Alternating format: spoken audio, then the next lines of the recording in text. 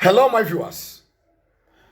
In all honesty, there is nothing God, Allah, will not make use of to prove himself a righteous God. This cow you are watching now, this very particular cow, its picture is here. God used this cow to save the life of Ibrahim Traore of Burkina Faso and his entourage. I would not waste your time, so you will have the time to listen to this voice note I am going to play once I am done speaking now. But before you listen to this voice note, kindly subscribe to my YouTube channel, Sympathy TV. Turn on the notification bell for more eye-opening videos of this nature. Above all this, kindly share this video for people to understand that God is still faithful. Allah is still faithful. Listen to this voice note. It was early morning in eastern Burkina Faso, and the sun had just started to rise. President Ibrahim Traore stood by his black SUV, sipping tea. He was preparing to visit a rural youth center where hundreds of young people were waiting to see him. Speeches were written. Drummers had already started warming up in the village square. But there was a problem. They were running late. One of his closest advisors, a tall man named Idrissa, stepped forward. "Sir," he said, "if we take the main road, we'll arrive 2 hours late. But there's a shortcut through the bush, very quiet. No towns. We'll be there in 40 minutes. Ibrahim raised an eyebrow. "Is the road secure?" "Yes, sir." Idrissa nodded quickly. "Our men cleared it yesterday. I personally oversaw it." Karim, one of Ibrahim's bodyguards, stepped forward.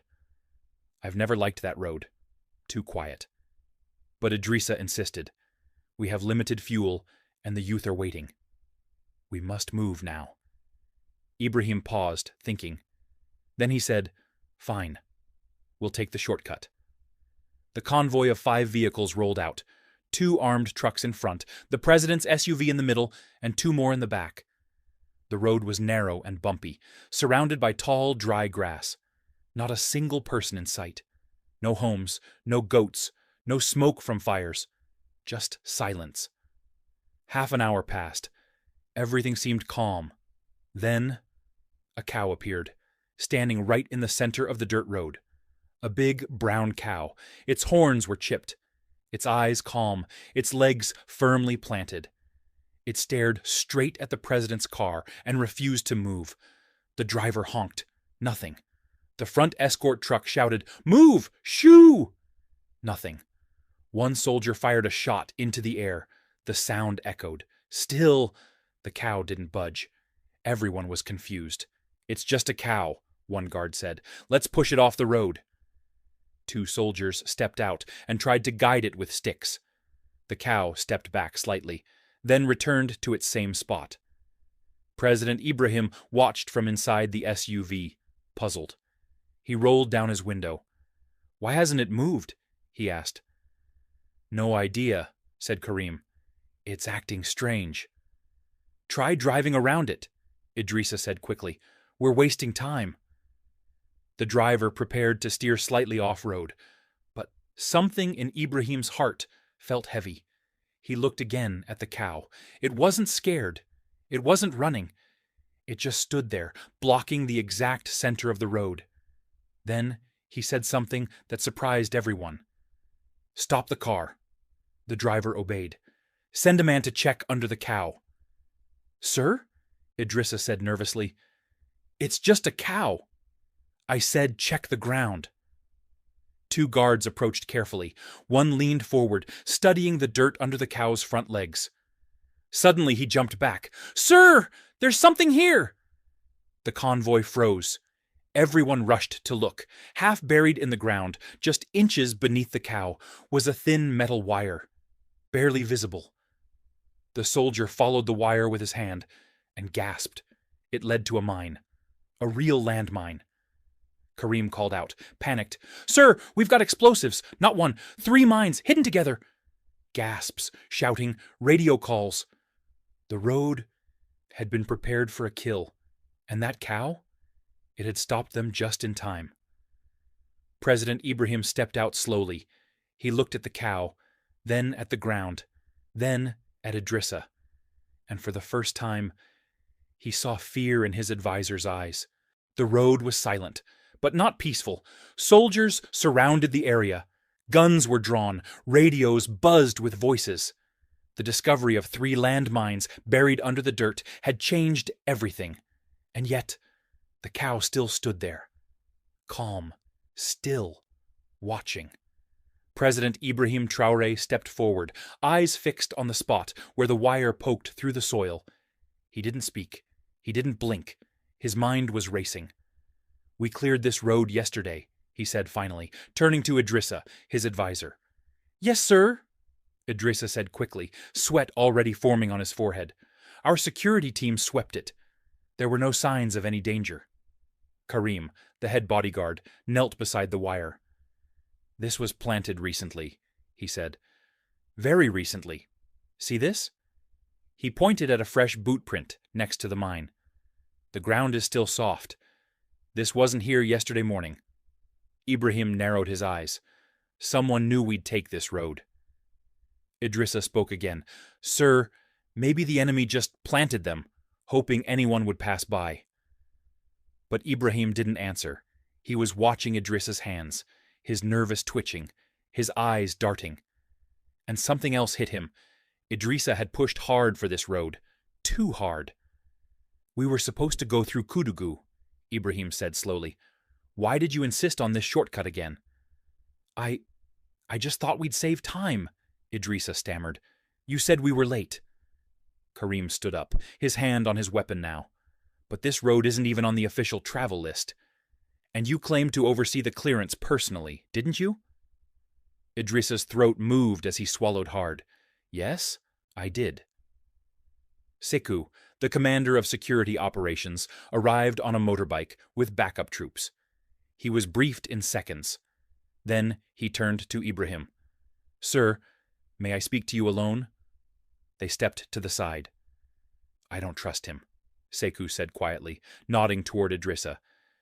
"And you won't like what I just found." "What is it?" One of the private security officers assigned to Idrissa was caught trying to send a location ping to an unknown number. We tracked it. It connects to a satellite uplink that belongs to a private foreign military firm. Ibrahim's face turned to stone. He looked back at Idrissa, who was now pretending to scroll through his phone nervously. "He led us to this road," Ibrahim said. "And someone made sure there'd be mines waiting," Sekou added. Just then, a soldier near the cow shouted, "It's moving!" Everyone turned. The cow finally stepped aside, slowly, quietly, and began walking into the bush. It was as if its job was done. No one followed it. No one could understand it. But deep down, everyone felt it. That cow had saved them. "Sir," Karim said, "this is more than luck. This is a message. Something bigger is going on." Ibrahim nodded. Then he turned to his men and gave a chilling order. "Search every inch of this road, every root, every tree, and arrest Idrissa. Don't let him speak to anyone." The men moved fast. Idrissa tried to speak. "Mr. President, I swear, I don't know." But Ibrahim raised a hand. "You wanted me on this road. You told me it was safe. You promised it."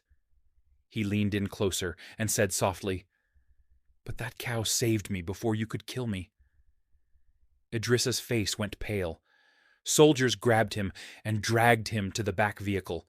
The president turned to his men. "We're not going to the youth center today.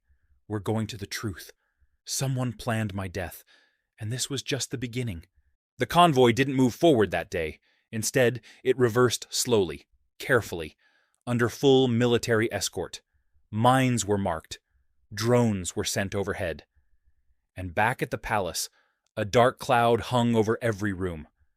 President Ibrahim Traore didn't say much on the ride back. He sat in silence, looking out the window, replaying every detail. A trusted advisor had just been arrested. A cow had stopped his car. A hidden landmine waited beneath his wheels. It was no longer just a coincidence. It was a message. Back at the intelligence headquarters, Idrissa sat in a cold room, hands cuffed, sweat pouring from his temples. Commander Sekou stood across the table. "We traced your phone," Sekou said. "You deleted your GPS history, but our system recovered it." He placed printed papers in front of Idrissa. "2 days ago, you stopped near the exact spot where the mine was found. What were you doing there?" Idrissa shook his head. "I was just checking the route." "Alone? With no security?" "I needed fresh air." Sekou slammed his fist on the table. "Stop lying." Idrissa flinched. "Who paid you?" "Who told you to guide the president down that road?" Idrissa said nothing. Sekou stared at him, then gave a cold smile. "Fine. Let me show you something." He turned on a screen. A video played, grainy footage from a hidden camera set up by villagers near a telecom mast.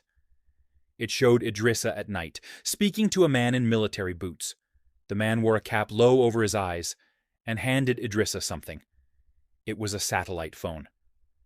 "We recovered that exact phone from under your car seat," Sekou said. "You forgot to destroy it." Idrissa's lips trembled. Finally he spoke. "They said they only wanted to scare him, make him afraid, easier to control. They said it wouldn't kill him, just send a message." "Who is they?" Sekou demanded. Idrissa shook his head. "I don't know names. I was given money. Promises." He looked down in shame. "They hate him, you know," he whispered. "They hate that he's uniting Africa. They said if Traore keeps rising, Western interests will fall." Sekou leaned back. "And you sold your own country for what? Dollars and fear?" Idrissa didn't answer. President Ibrahim sat in his office later that evening. He held a file full of evidence, photographs, maps, satellite phone logs, and one strange image, the last photo taken by a drone above the ambush site. It showed the cow, standing peacefully in the middle of the road, right above the mine. Ibrahim stared at it for a long time. Sekou entered the room. "We've confirmed it," he said.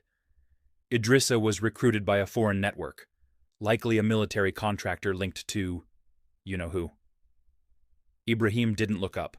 He finally asked, "Do we know where the cow came from?" "We asked the nearby villages. No one owns it. It doesn't match any herds. It just showed up." Ibrahim smiled faintly.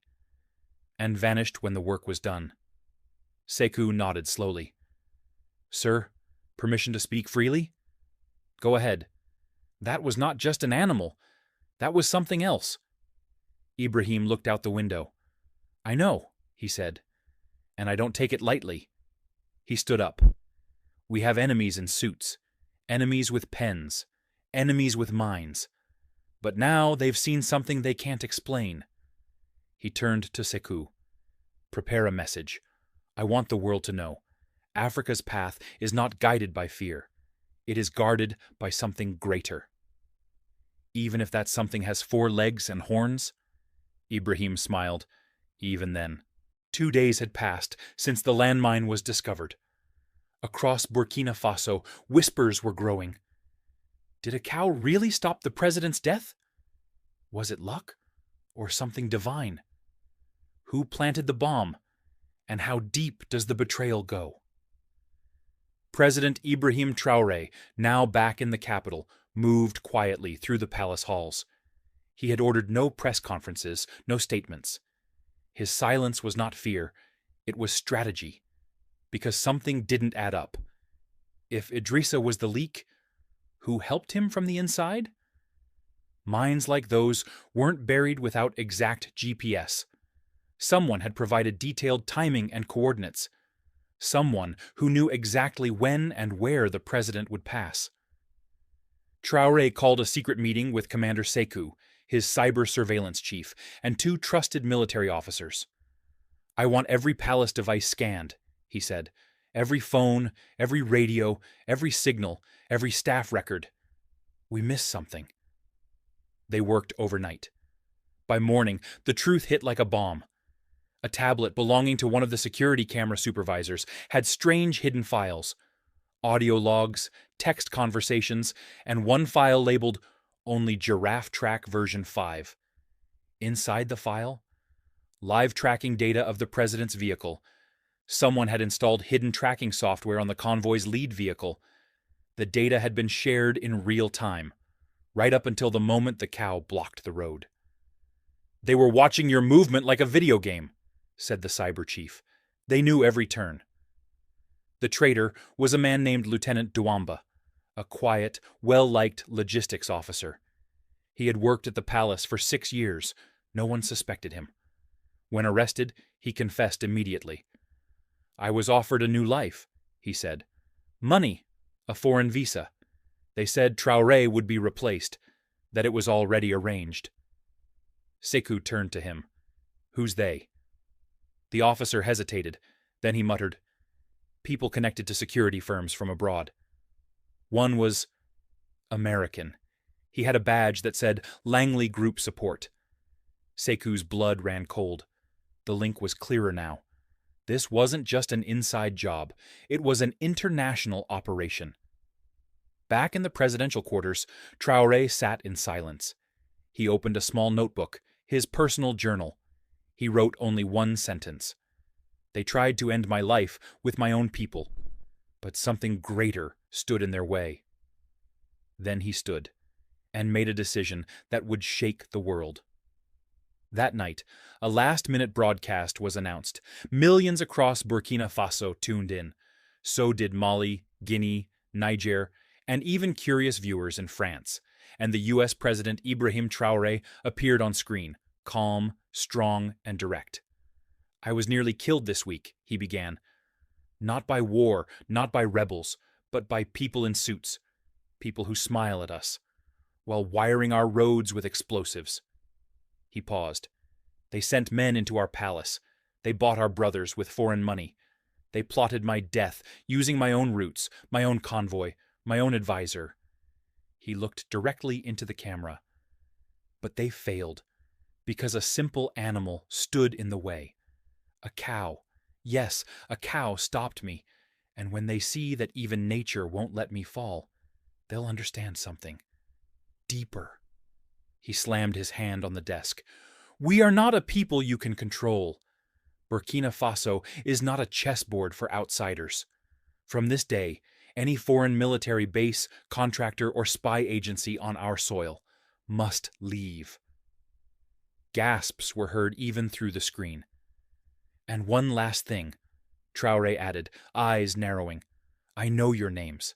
I have your messages. And I won't just survive your plots. I will expose them." He stood up and walked away as the flag of Burkina Faso rose behind him. The screen faded to black. And across Africa, the lion roared louder than ever.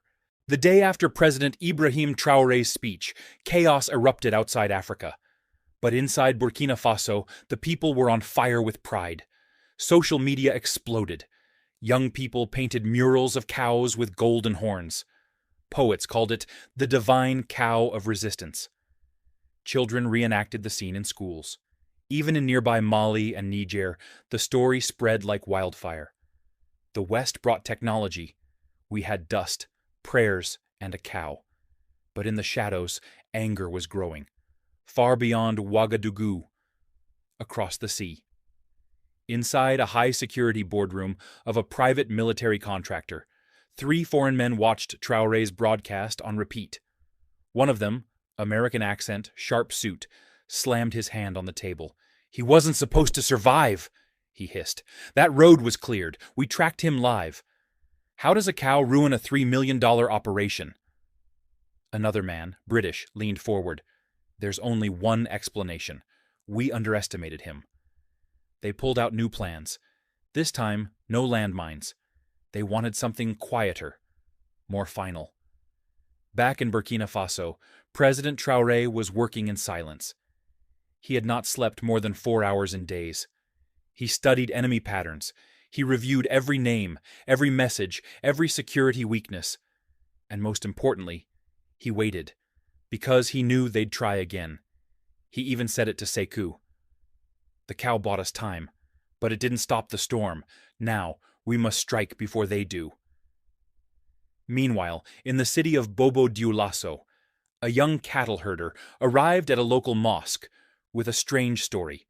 He told the imam that one of his cows had disappeared for 2 days, then returned with a patch of burned hair on its leg and red paint on its horns.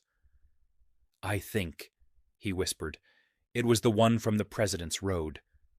Word spread. Traore heard the report and ordered the cow to be quietly brought to the palace, under full guard, not to worship it, not to parade it, to study it. The lab results came in the next day, and what they found was shocking. Traces of human blood, tiny drops, old, dried, but human, and not from the cow itself. Someone had bled near the cow, or on it, or tried to harm it. Was the cow attacked before the convoy came? Had someone tried to move it and failed? Sekou brought new intel from his sources. "Sir, we've uncovered chatter. They're planning to enter again, not with mines, not with drones, with infiltration. A diplomat, a handshake, a gift." President Traore nodded. "Then we will welcome them with open arms." He paused and closed traps. 3 days later, a foreign peace delegation arrived. 4 officials, friendly smiles, a box of gifts from their embassy, books, electronics, and custom tea from the Alps. But hidden inside the tea box, a slim black device with an injection needle, identical to the one from the poison pen plot. This time, it was meant to be hidden under a bracelet. A simple touch during a handshake would inject a drop of liquid into the skin, enough to stop a heart in 60 seconds. But Traore already knew. As the delegation waited in the palace conference room, sipping cold drinks, the door burst open. Soldiers poured in, guns drawn. "No one move!" The 4 diplomats were surrounded. One reached for his pocket. He was slammed to the ground. The bracelet was seized, the injector removed, and the truth confirmed. This wasn't a peace visit. It was a final attempt. One of the arrested men confessed. "We tried everything. Pressure, bribery, landmines, injections. But he always survives." "How? How does he always survive?" Sekou looked at him and simply said, "Because he fights for people, not power. And sometimes, even animals fight with him." President Ibrahim stood again before his nation that night. "They called us weak. But the weak do not survive this many attacks. The weak do not expose betrayal. The weak do not make history with cows and children. Today, we didn't just survive another plot. We buried the idea that Africa cannot protect its own." The sun was setting over Ouagadougou. A soft orange glow spread across the city, casting long shadows over the presidential palace.